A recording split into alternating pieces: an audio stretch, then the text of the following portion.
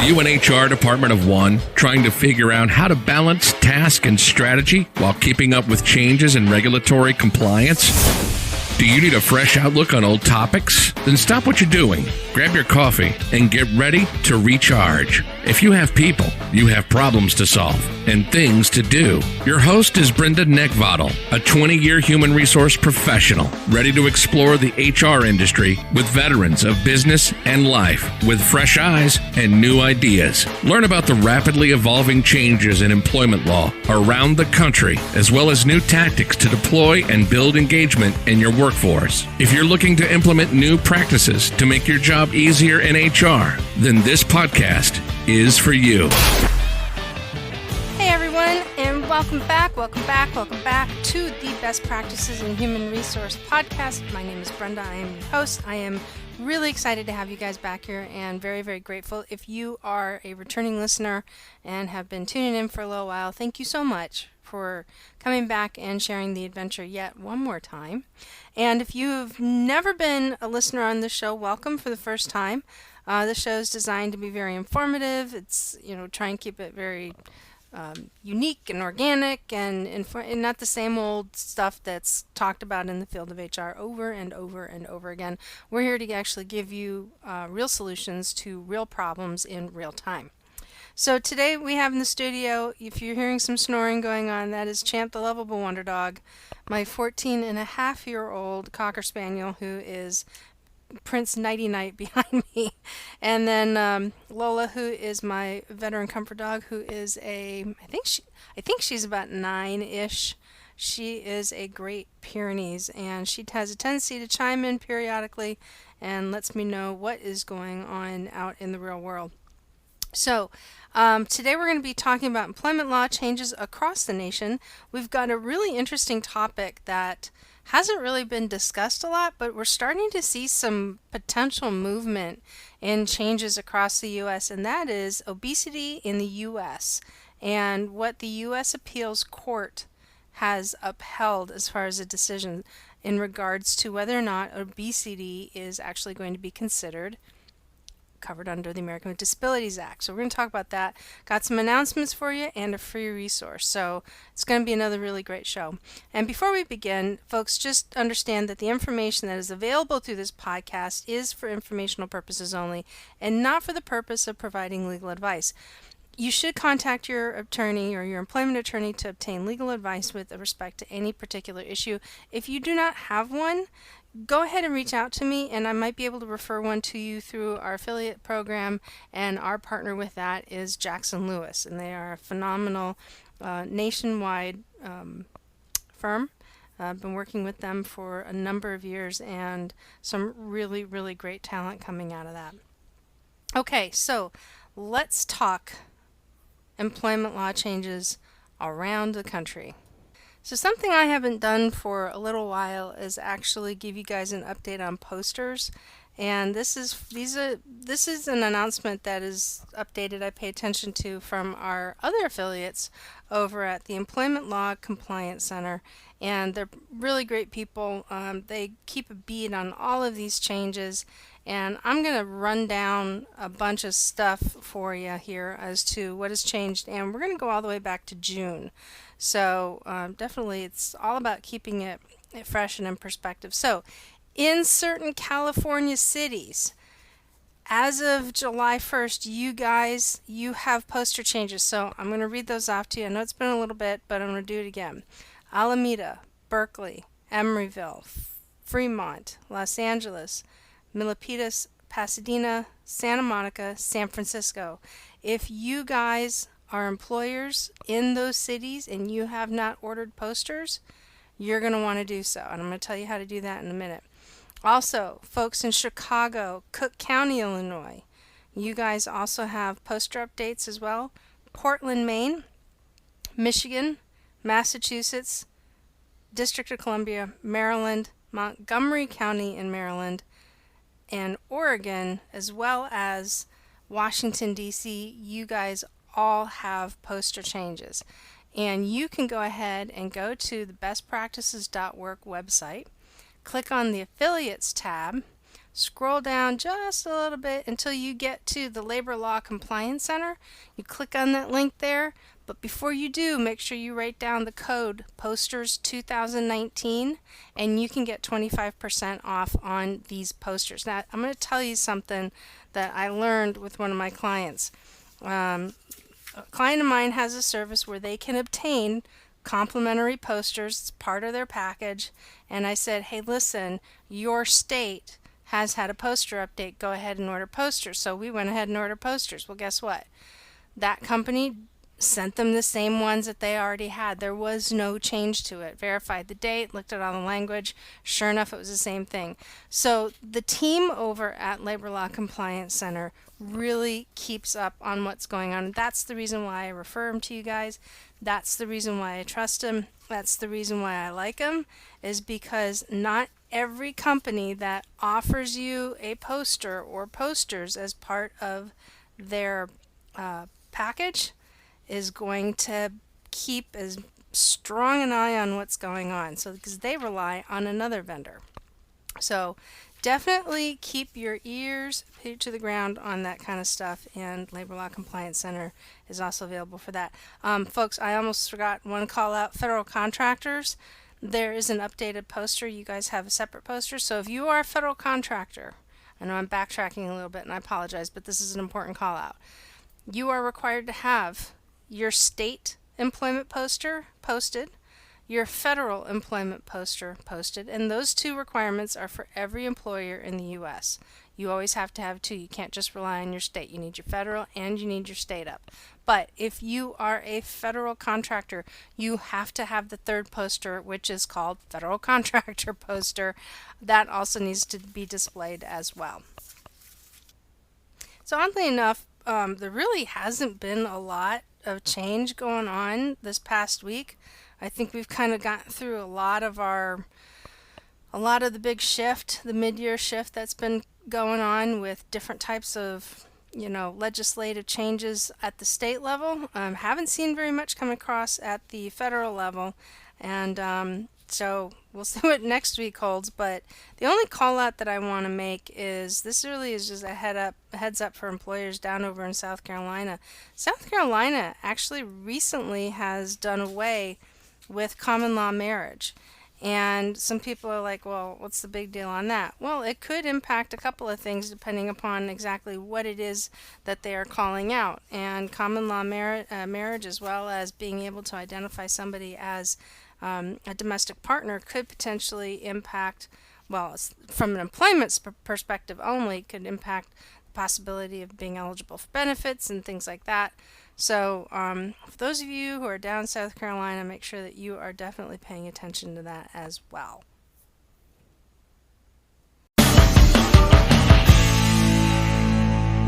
So today we're going to be talking about a very interesting topic that seems to be having some motion across the country, and it really doesn't seem like something that we would be focused on, but apparently it's starting to get some attention. And that is determining whether or not obesity alone in and of itself is enough to be deemed as a disability under American with Disabilities Act. And of course, everybody who knows extreme obesity or obesity does have a tendency to, it doesn't have a tendency, it actually will, increase long-term health care conditions for an individual. It makes a lot of physical complications, reduction in limitation, definitely opens up opportunity for long-term diseases such as heart disease, diabetes, pulmonary, circulatory. It just knocks out a lot of things out of the body. And so when you're talking about extreme obesity, there's been a number of cases that have been brought to the court in regards to could it be covered under American with Disabilities Act. So this was a decision that actually came out in July, so it's very fresh.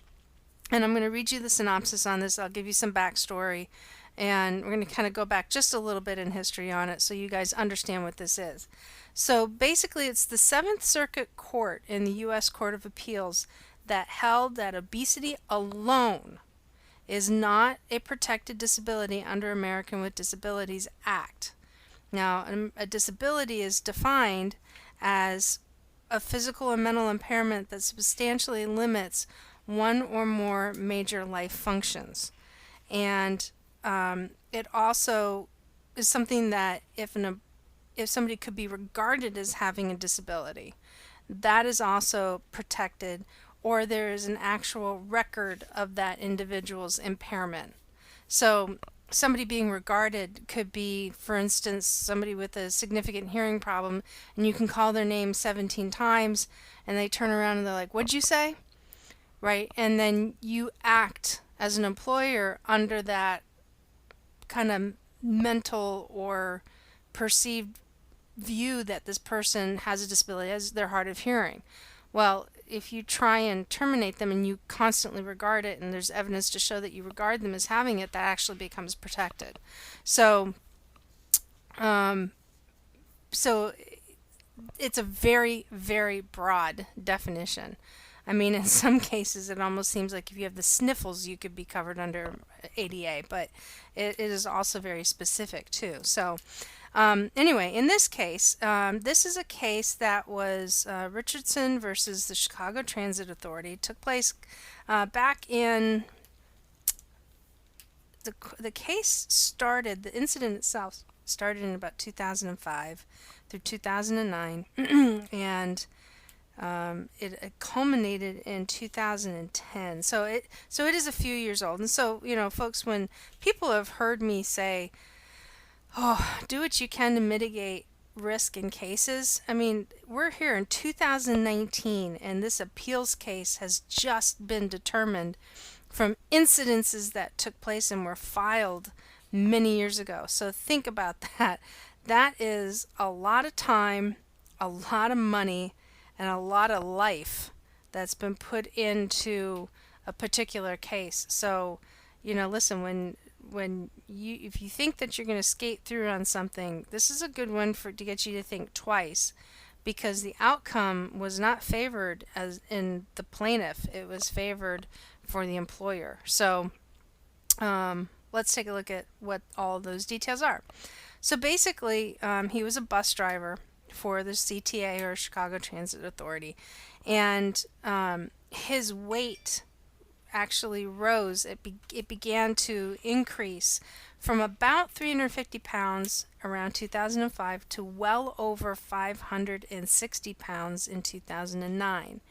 And in 2010, he missed work because of the flu. When he attempted to come back, he had to go through and get medical documentation in order to come back, but the medical provider, which was a third-party administrator, provided information that he had hypertension that could not be controlled, and therefore he was not able to return to work until that blood pressure was manageable.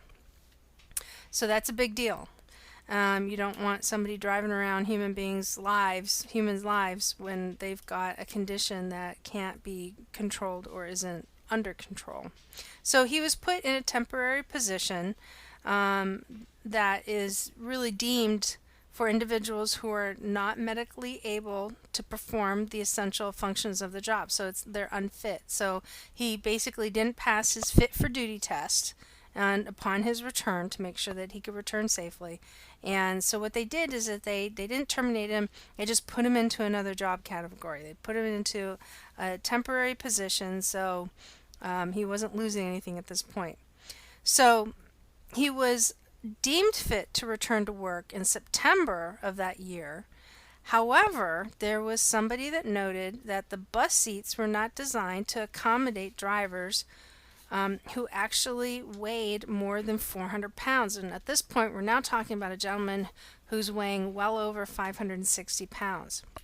So, as a result, CTA required him to complete a special assessment to determine whether he could safely perform his job prior to returning to work as a bus driver. So, the CTA assessors determined that he could drive all of the buses in a safe and trusted manner. However, In the assessment, they noted several safety concerns, including that he could not do a turn that required hand-over-hand turns. So basically, what he was doing is he was shuffling his hands along the steering wheel versus being able to cross his hands when making a turn, all right, in his arms. He also cross-pedaled, which means that he used both of his feet on the gas and the brake pedal. So it basically that means that he wasn't just using one leg, he was having to use both because he couldn't move one leg from one pedal to the other. And he also rested his leg near the door handle, which, in a situation like that could either prohibit somebody from opening the door, or his leg could have inadvertently opened the door while the vehicle was in motion. So, due to those safety concerns, the CTA determined that Richardson would not be able to safely operate the bus, and then transferred him back to the temporary position where he just came out of, for individuals that were not fit to return to work.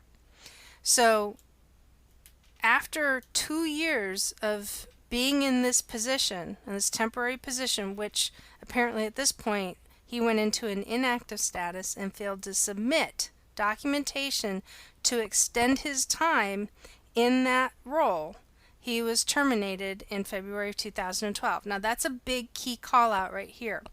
Failed to submit documentation to extend his time in that particular position. That is a key, it's a huge thing, because just because you can be regarded as having a disability, or just because you are asking for an accommodation, have you noticed that there has been a documentation process all along? So if you have never gone through an ADA claim, and if you are an employer who's not familiar with this, I'm telling you right now, it is a long and extensive process. It is one of those processes where it will drive you crazy as a leader. And I'm just being blunt and honest. I'm not meaning that to be, to sound rude or mean or anything like that. But that is a hardcore fact. These things take an extensive amount of time, especially depending on situations like this where things pop up, where the initial situation opened up a can of worms. So in this case, he went out of work. He had to come back and have a fit for duty test that he was okay and cleared to come back to work after having flu, only to find out they had another medical condition, only to find out that his physical body exceeded limits of the actual piece of equipment that he was using, and not to mention his physical condition reduced, his mobility was reduced so much that it actually created safety concerns. So instead of just releasing him, they erred on the side of caution and followed a really long, tried and true process of working with the employee, documenting everything, and providing the employee every opportunity to do what is necessary in order to find a midpoint resolution to something that is quite obviously very complicated and very complex, but not necessary nonetheless. They didn't just release him, they're trying to work with the guy, right? So this process takes a long time.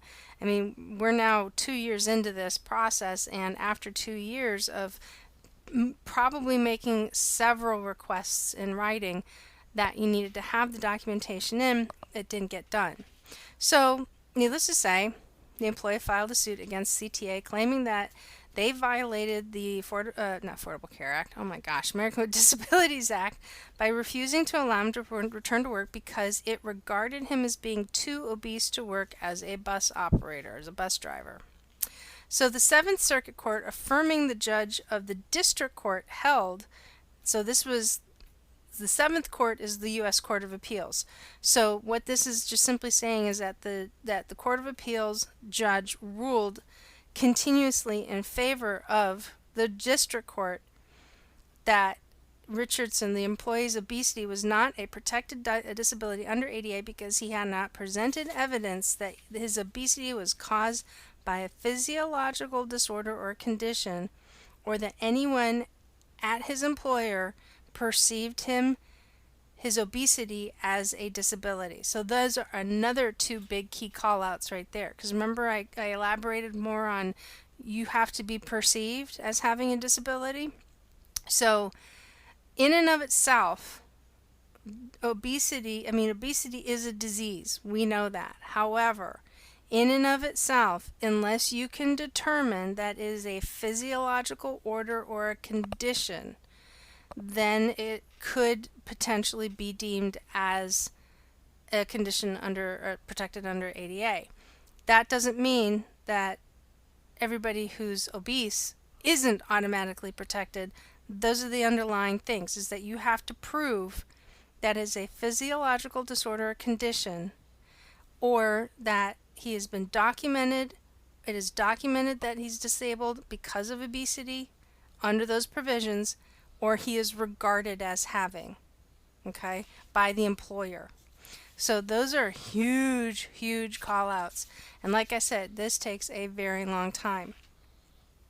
So based on the definition of physical impairment that was used, basically what it means is that any physiological disorder or condition that affects one or more body systems, as under the definition of what a disability is under ADA. So based on that definition of physical impairment, the court determined that obesity was not a disability, and there was evidence, and unless there was evidence of an underlying physiological disorder, which he was not able to prove. So, on the contrary, obesity as a whole obesity may be a protected disability if there is evidence of an underlying physiological disorder or a condition.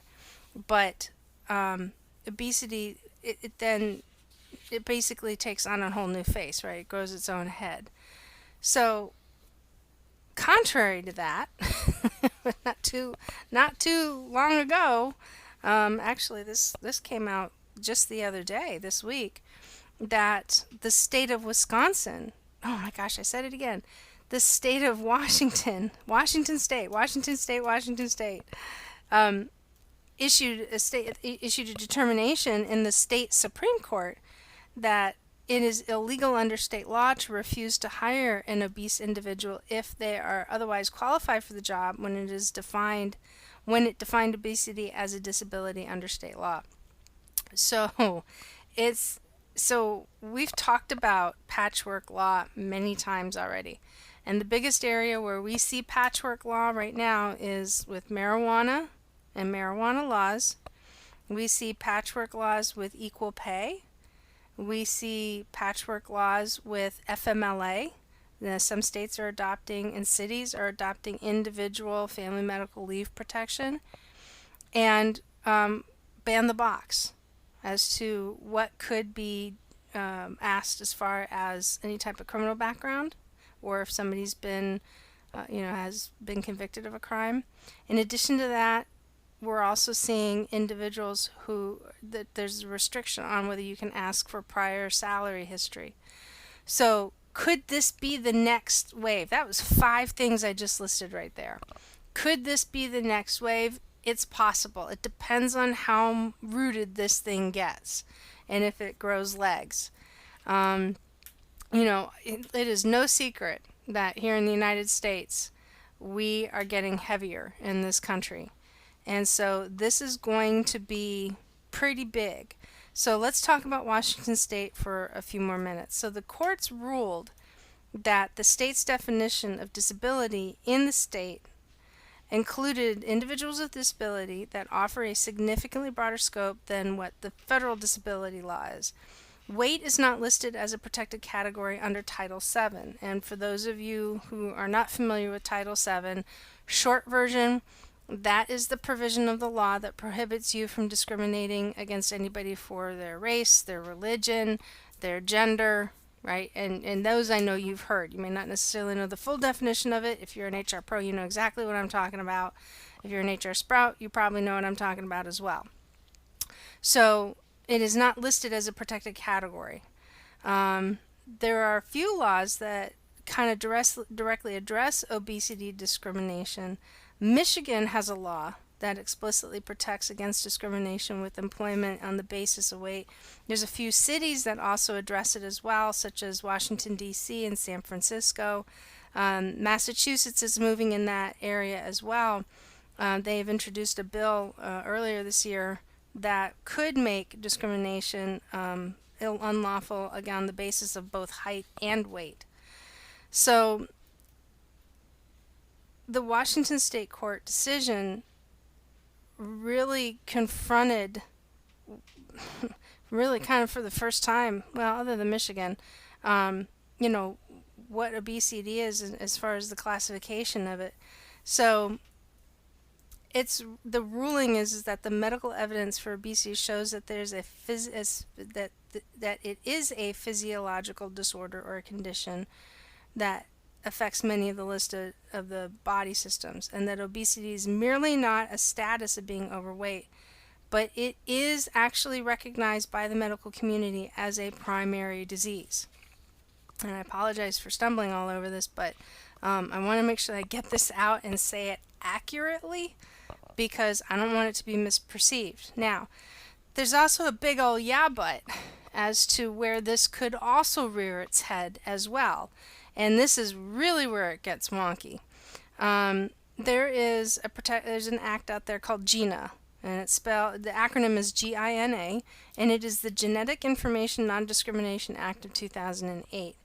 And it bars workplace discrimination on the basis of a person's genetic history or their individual makeup as a separate source of protection in the workplace. Now, it could also serve as a separate source of protection under obese workers if it is determined that the obesity is part of a person's genetic history. However, that argument in and of itself is in contention.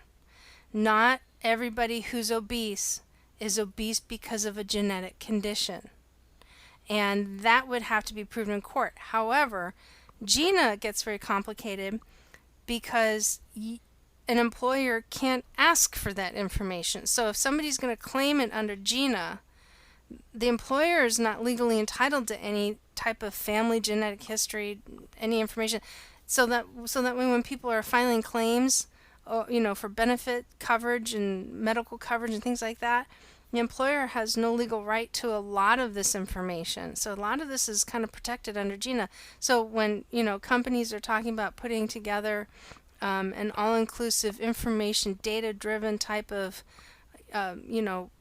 program to help benefit employees and get their health up, that is actually, you got to be careful about that, because you're not entitled to that information. I mean, if somebody's out on a leave of absence, the only thing an employer is entitled to know is when they're going out, how long they're going to be out, if they're able to return with or with accommodation, and when are they coming back. Other than that, you're not entitled to nothing. Even if the employee tells you what's going on, you're not even supposed to be able to act on that stuff. So it's going to get kind of interesting. It's going to get really interesting. So if you have a situation where you are concerned about an individual's weight and whether or not that is going to impact themselves in the workplace, and I've had this come up. I've had to sit down and have a conversation with a gentleman in our office whose face literally went red all the time, and he was a big guy. And I had to very compassionately sit down and ask him and tell him that, listen, there are people here that are concerned about you and your well-being and your health. And we had a very good conversation about it, but I mean, his face would turn beet red. And after it turned red, it would kind of go a little pale gray. I have not heard anything about him, and I really hope that he's taken, his health matters into consideration and really kind of move the needle on, taking care of himself. But there have been a couple of times with profuse sweating, the change in the color, his breathing, that, it definitely became a point of concern. So what do you do when you've got a situation like that? Well, one of the things that you should be doing is you should have a conversation. If you are really concerned about an individual's health and well-being, there's nothing wrong that to sit down and actually say, hey, I'm concerned about you, and here are the reasons why. But you also want to when you do that, realize that you are opening an opportunity to probably learn more information that you are not entitled to learn. It's not a bad idea to bounce this off of an HR professional or bounce this off of an employment attorney, to be able to say, I have a legitimate concern about this person's well-being. How do I handle this situation? And as much as I want to provide more information on that, because of what is, changing in the landscape of things, who knows what's going to come up, right? But really, if you're coming from a position to where all you want to do is just really make sure that they are okay, then there truly isn't anything wrong with it. Just make sure that you work with somebody to get the right language in order to do that. And you're welcome to reach out to me. You're welcome to reach out to your employment attorney. You're welcome to bounce this off another HR professional who's had experience doing it and has had success with it. But don't take this one solo, because you may wind up really kind of going down a rabbit hole that you didn't anticipate. So some other best practices that you can do is you really want to take a look at knee-jerk reactions. And, we've talked about knee-jerk reactions before, and they never serve anybody at all. And bias in the workplace it's a human condition. It's something that every employer is going to fight, every HR professional is going to fight as well. But one of the things that can get you into trouble is that if you've got an individual who you're concerned about, and if you have not received any type of legal guidance or professional guidance on this, and you summon somebody for a physical examination or want them to fill out a medical questionnaire because you found some form online and you saw some article and you think like, oh yeah, this is great, I got this, be very careful about that. Because if you are requiring one person for a fit for duty test and nobody else, you're opening a door for a lawsuit. So you want to be very careful about it. You also want to focus in on, are they capable of performing the essential functions of the role? And the answer is yes. Then that really should be your criteria for making any type of adverse action determinations. And again, the difference between adverse impact and adverse action. Adverse impact simply means that on the surface, your actions and your determinations seem to be, benign and not hurting the workplace. However, they actually do. It actually does cross a legal line, whereas an adverse action is a knowing determination of a person's ability to work in the workforce. So also make sure that in your job descriptions, you have it very clear as to what the expectations of the role are, including physical requirements, not physical limitations, and not requirements meaning, must be able to bench press, 17 times their own body weight. That's not what I'm referring to. Or they have a size 32 waist. That's not it at all. What I'm referring to is you need to be very clear. Are they sitting, standing, kneeling, squatting? Are they going to be bending down? Are they going to be crawling around in tight spaces? Are they going to be exposed to the elements outside for an extended period of time? You want to get really descriptive about the workplace environment. Are they going to be exposed to different types of radiation? And radiation is not, I'm not talking about elements on the periodic table. I'm referring to things such as microwaves, sound waves, vibration, right? Those are different forms of radiation. So cell towers, things like that, right? High-tech communication systems, anywhere where there are massive satellite dishes around. Those are forms of radiation that people don't necessarily think in terms of radiation, but they actually are. So you want to make sure that you are very, very clear on what the workplace conditions are as far as that particular job goes, and meaning the environment, right?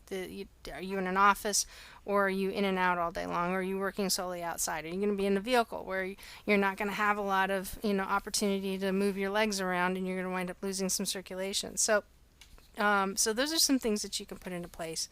And we're going to definitely, I'm keeping an eye on what is going on with this, because this isn't the end of it.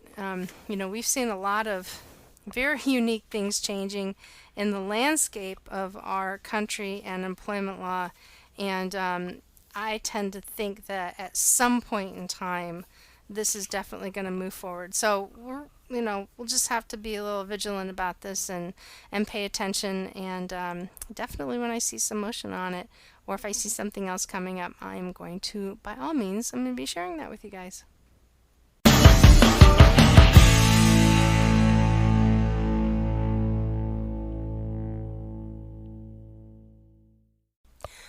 So I want to know what your questions are. I'm very curious to find out what it is that you guys are interested in learning about, hearing about. I want to know what your questions are. So you can submit your questions on the bestpractices.work website by clicking on the podcast link from the menu down towards the bottom of the podcast page, and there's a submission form for you to post your question. And if you post a question, I'm more than likely going to be reading it and answering it on an upcoming episode.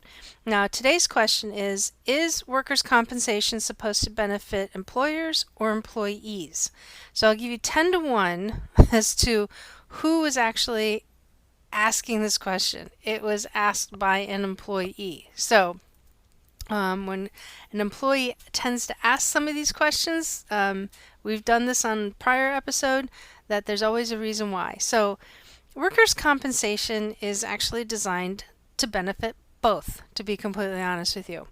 First and foremost, it is designed to help protect and provide some form of compensation to the employee in the event that they are injured through a workplace accident. And it is, as just like it is with ADA, it can be a lengthy process depending upon the severity of the injury, depending upon the complexities of the situation. A workers' compensation claim could be open for several years, if sometimes not decades, kind of depending on what's going on.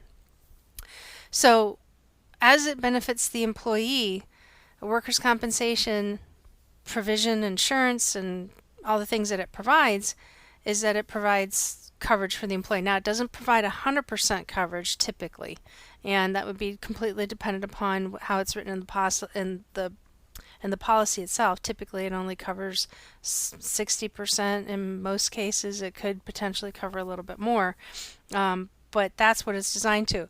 How it benefits the employer is that the employer is not supposed to be in a position to determine whether or not an accident should be compensated for, as far as wages, potential for lost wages, be compensated for under a workers' compensation claim. So therefore, that's why there's the insurance. And matter of fact, in many states, if you don't have workers' compensation insurance and you have W-2 employees and it's discovered, you're criminally liable for that. So you want to be very careful. Don't not have workers' compensation insurance if you have W-2 employees. That's incredibly risky because of the criminal liability involved in that. So how it protects an employer is that, first off, anytime somebody's injured at work, and we all know what it's like when somebody says, I've got a condition, or I'm hurting here physically somewhere in my body, everybody starts going, oh God, they pulled the medical card out. Well, workers' compensation is designed to allow the process to go through every step of the claim to determine whether or not, from a neutral third party, as to whether or not the claim should be paid. If the insurance company determines that yes, the injury did in fact occur at work and it is a injury and the events actually meet the criteria and it should be covered, then the insurance company deems that. It takes that responsibility and that liability away from the employer. However, not every injury is truly covered or should be covered under workers' compensation. And sometimes there are unfair events that prevent the employer from really kind of not winning in that area. And I'll give you for instance. So if you have, and I've seen some pretty interesting ones. So let's say, for example, you've got an employee who is walking through the building and all of a sudden breaks their arm while opening a door. And believe it or not, it can happen. There's some, pretty heavy metal doors out there, and it just, the situation just, bam, it just jacks up their arm and they wind up having some sort of fracture on their arm. So while they're on your property, while they are engaged in the building while they're on the clock. Could that be covered? Yeah, absolutely it is, because it's from your property. Now, and that's just somebody, walking.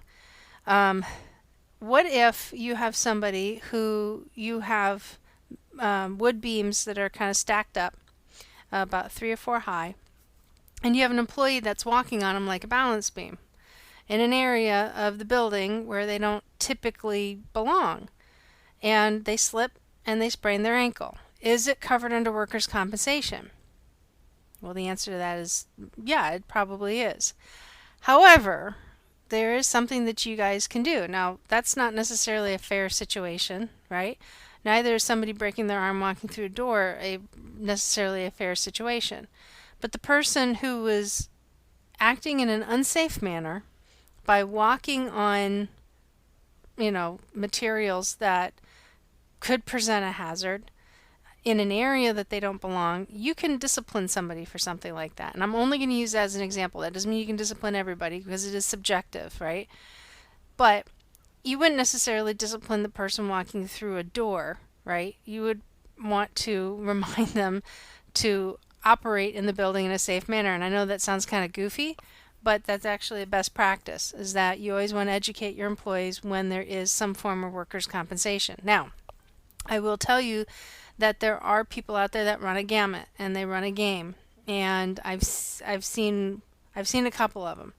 So I'm eventually going to do a workers' compensation show, and I can tell you some of these stories. So I don't want to share them all now, because they're actually really juicy, and I'd rather wait for another time. But to answer the question, it really is designed to put protection in place for both. And then, not to mention that if an employer were to discipline somebody for doing something in an unsafe manner, and the definition of it, then yeah, they're fine. But you know what? You also want to be very careful that you're not putting yourself in a position of retaliating or appearing to have retaliated, because that just opens up and invites problems, and essentially, you're inviting a lawsuit at that point. So, just because somebody has an accident at work doesn't necessarily mean that it warrants doing something to get them out, because you want to be careful. Not to mention, when you have a workers' compensation claim and there's a bona fide injury in there, you own that injury for the rest of that person's life. And it doesn't matter if they stayed in that state, if they've moved on to another job or whatever, you own that injury as an employer for the rest of that individual's life.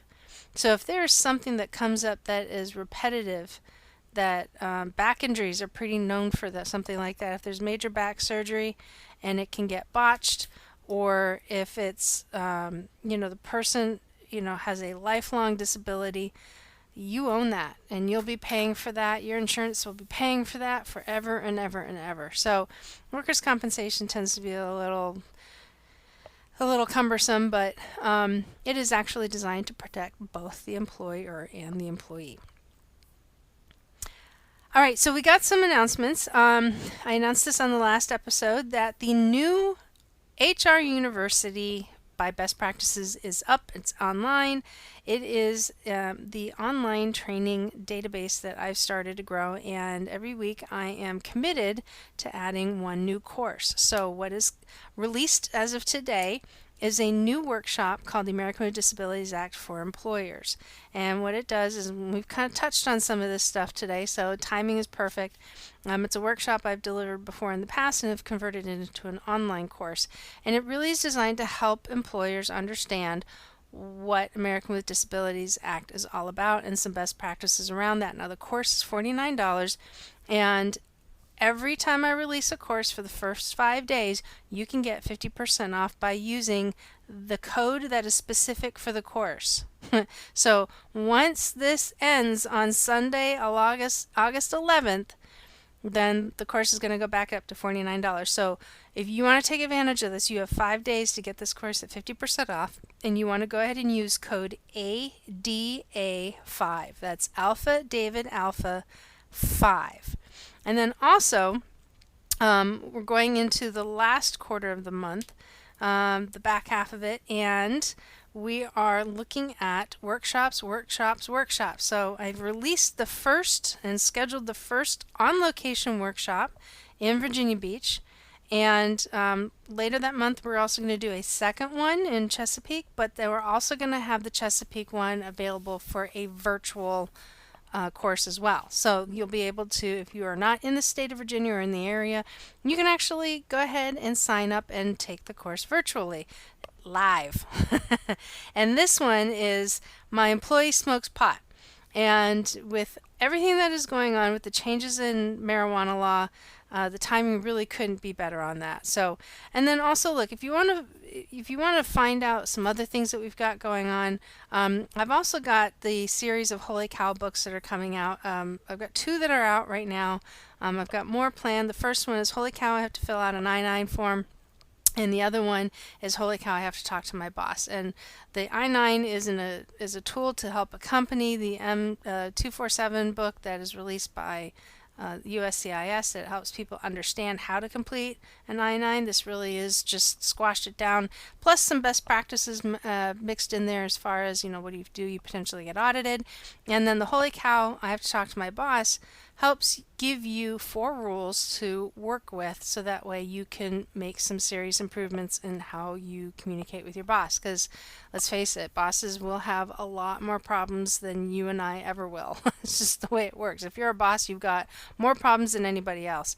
And there's a lot of books out there on how bosses can work to relate to their employees. This is just the opposite, is gives some best practices for employees on how they can build better relationships with their boss and actually get to where they want to go in their career and at the workplace. So you can find both of those books on the bestpractices.work website as well. If you want to go ahead and book some time with me, by all means, please go ahead and do so. We've got a scheduling tool that's available up on the website as well. You can go ahead and there's a couple of different options. You can get a shorter call, you can schedule a longer call, and we can talk about all sorts of HR things. That is not a problem. If you want to find out everything else that I'm up to and all the other updates that are going to be coming out, you can definitely find me on social media. You can find me on Instagram and Facebook at Best Practices in HR. You can also find me on Twitter, LinkedIn, and YouTube by just typing in my name, which is Brenda Neckvattle, and the last name is spelled N-E-C-K, like the thing you want to choke, V as in Victor, A-T-A-L. And then you can also, of course, learn all sorts of other things on the bestpractices.work website, including where to go ahead and sign up and register for the courses, the online classes, the workshops, and get the books, all sorts of other things. So definitely keep an eye on that website and jump on the mailing list and get a free resource from me when you do so. So thank you again, everybody, for joining me today. It's been yet another really great episode. These things go by so fast. I'm really grateful that you guys continuing to enjoy time and time again. Again, if this is your first time and you enjoyed it, welcome back. Come on back and join us again. There's going to be lots of really good stuff coming down the pike. And we got some pretty good guests coming up too.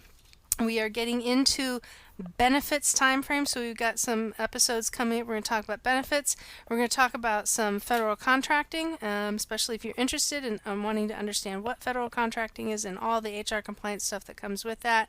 Got a great resource. We're going to be looking at how do you deal with some business disruptors. We're going to have a CEO having a seat at the table with HR coming up as well, and a lot more. So definitely tune in, and Jim may be coming back to join us too, but don't tell anybody. So you guys have a really, really, really great day. Thanks again, and